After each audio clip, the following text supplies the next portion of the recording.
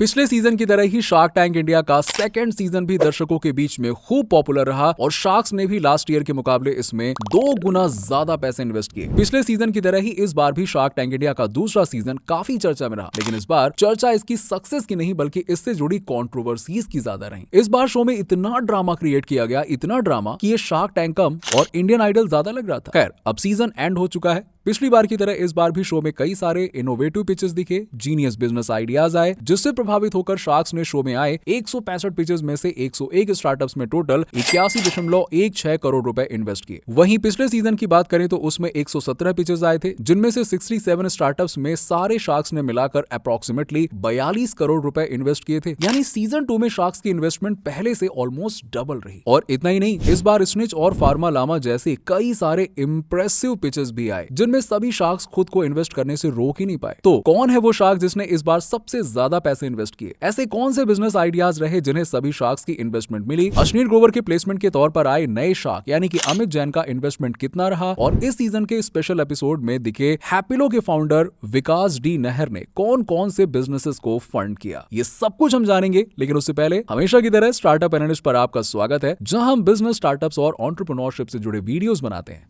तो चलिए आज का वीडियो स्टार्ट करते हैं। दोस्तों, शार्क टैंक इंडिया सीजन 2 का लास्ट एपिसोड 10 मार्च 2023 को एयर हुआ था। अब शो तो खत्म हो गया है, लेकिन इसके चर्चे अभी भी सुर्खियां बटोर रहे हैं। और बटोरे भी क्यों ना, इस बार का सीजन इतना ज्यादा कंट्रोवर्शियल जो था। साथ ही साथ शार्क्स ने इस बार इन्वेस्टमेंट भी दिल खोल कर किया। लेकिन किस शार्क्स ने कितने रुपए इन्वेस्ट किए, आइए एक एक करके इसके बारे में जानते हैं। सबसे पहले शुरू करते हैं बोर्ड के फाउंडर अमन गुप्ता से, जो अपने ऑनेस्ट और मजाकिया अंदाज के लिए काफी पॉपुलर है। Aman Gupta shark tank India season 2 के सेकंड हाईएस्ट इन्वेस्टर रहे, जिन्होंने टोटल 17.84 लगभग 17.5 करोड़ रुपए इन्वेस्ट किए। इन्होंने एक फॉलोअर्स स्टार्टअप होवू फ्रेश में 2% इक्विटी के लिए 1 करोड़ रुपए इन्वेस्ट किए। ट्रेडिशनल और ethnic sari startup very much Indian में 10% इक्विटी के लिए 50 लाख रुपए और ओटीटी प्लेटफॉर्म स्टेज में 0.6% इक्विटी के लिए 1.5 करोड़ रुपए इन्वेस्ट किए, जो वैल्यूएशन के हिसाब से शार्क टैंक इंडिया सीजन 2 का सबसे बड़ा इन्वेस्टमेंट था। इसके अलावा अमन गुप्ता ने affordable electric bicycle and tricycle startup gear head Motors में 6.67%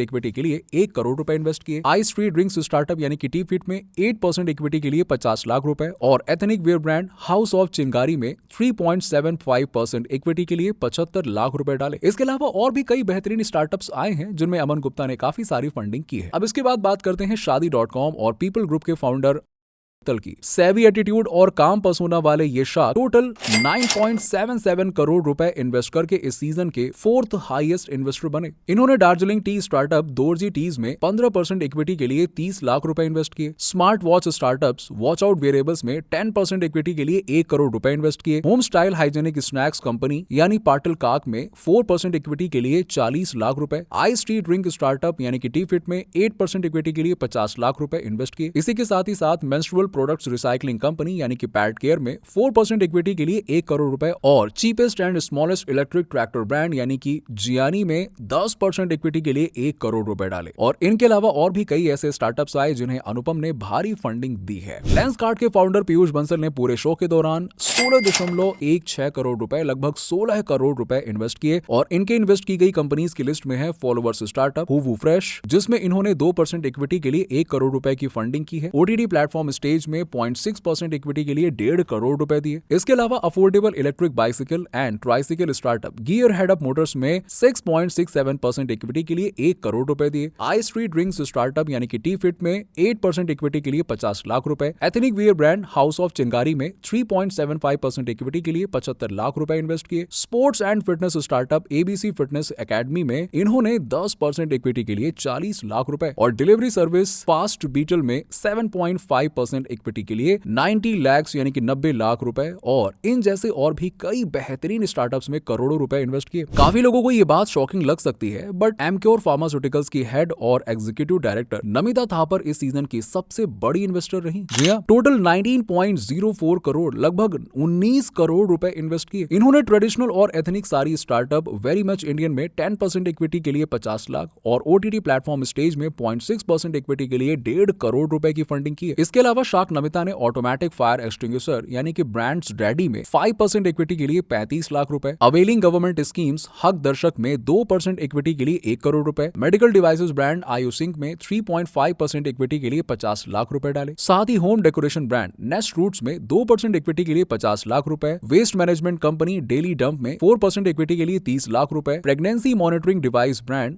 जनित्री में 2.5% इक्विटी के लिए 1 करोड़ रुपए इन्वेस्ट किए। और इसके अलावा भी कई बेहतरीन स्टार्टअप्स को इन्होंने फंड किया है। इसके बाद बात करते हैं शुगर कॉस्मेटिक की को-फाउंडर विनीता सिंह की, जिन्होंने इस सीजन में टोटल 9.69 करोड़ रुपए इन्वेस्ट किए हैं। इनसे फंडिंग पाने वाली कंपनीज की लिस्ट में Darjeeling tea startup, Dorje teas जिसमें 15% इक्विटी के लिए इन्होंने 30 लाख रुपए इन्वेस्ट किए। इसके अलावा smart watches startup watch out wearables में 10% इक्विटी के लिए 1 करोड़ रुपए की फंडिंग इन्होंने की है। Healthy soups and soup based meals brand soup X में 18% इक्विटी के लिए 50 लाख रुपए, salon at home appliances Winston में 10% इक्विटी के लिए 1 करोड़ रुपए, ice tea drinks startup tea fit में 8% इक्विटी के लिए 50 लाख रुपए, healthy salads brand the simply salad में 10% इक्विटी के लिए 30 लाख रुपए और सेमी परमानेंट हेयर डाइज यानी कि पैराडाइज में 2% इक्विटी के लिए 65 लाख रुपए इन्वेस्ट किए। इसके अलावा भी इन्होंने कई और स्टार्टअप्स को फंडिंग दी है। खैर चलिए बात करते हैं हमारे अगले शार्क और कार देखो के फाउंडर अमित जैन की, जिन्होंने अपने पहले सीजन में टोटल 8.66 करोड़ रुपए इन्वेस्ट किए। और इनकी इन्वेस्ट की गई कंपनीज में FPV drones brand inside FPV है, जिसमें उन्होंने 15% इक्विटी के लिए 75 लाख रुपए इन्वेस्ट किए। साथ ही फूड कंपनी एमओपीपी मोप फूड्स में 5% इक्विटी के लिए 75 लाख रुपए, कैंडी मैन्युफैक्चरर डूबी में 6.5% इक्विटी के लिए 72 लाख रुपए,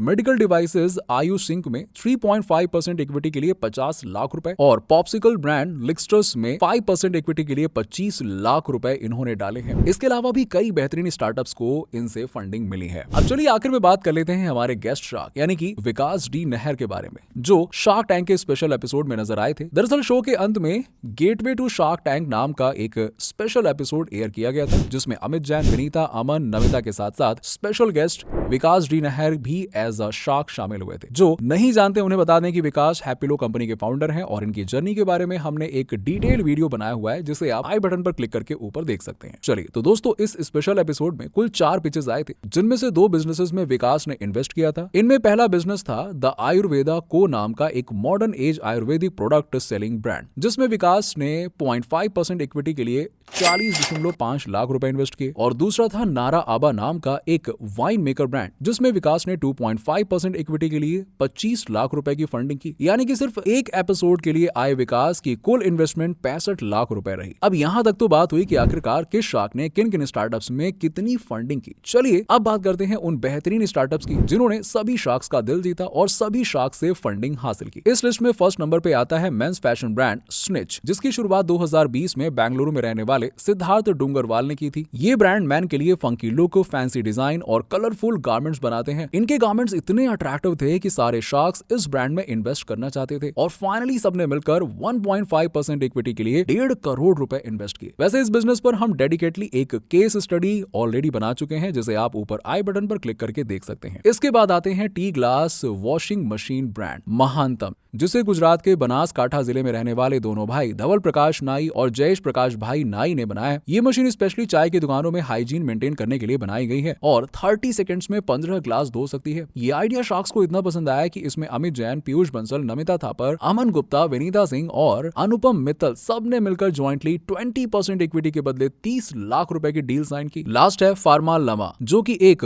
स्मार्ट मेडिसिन बॉक्स ब्रांड है। इसकी शुरुआत जून में 2020 में आदित्य दयाल, अर्जुन रघुनंदन और दीपेश राजपाल ने की थी। इस स्टार्टअप का मकसद सीनियर सिटीजन्स के लिए दवाओं की पहचान करना और उसकी खुराक की प्रोसेस को आसान बनाना है। कंपनी के फाउंडर ने शार्क के सामने 1 करोड़ रुपए के इन्वेस्टमेंट के बदले फार्मा लमा में 1.5% इक्विटी देने की मांग की। इनका आइडिया सभी शार्क्स को बहुत पसंद आया और सबने मिलकर इसमें 5% इक्विटी के लिए 2 करोड़ रुपए का इन्वेस्टमेंट कर दिया। इस सीजन के बस यही 3 स्टार्टअप्स ऐसे रहे जिन्हें सभी शार्क से फंडिंग मिली है। वैसे आपको इस सीजन में कौन सा स्टार्टअप सबसे ज्यादा पसंद आया, हमें नीचे कमेंट सेक्शन में कमेंट करके जरूर बताइए। बाकी आज की इस वीडियो में फिलहाल इतना ही। अगर आपको हमारी वीडियो पसंद आई हो तो इसे ज्यादा से ज्यादा शेयर करें। ऐसे ही इंटरेस्टिंग वीडियोस देखने के लिए हमारे चैनल को सब्सक्राइब जरूर करें, साथ ही बेल आइकन को भी प्रेस कर दीजिएगा ताकि हमारी नई वीडियोस के नोटिफिकेशन आपको मिलते रहें।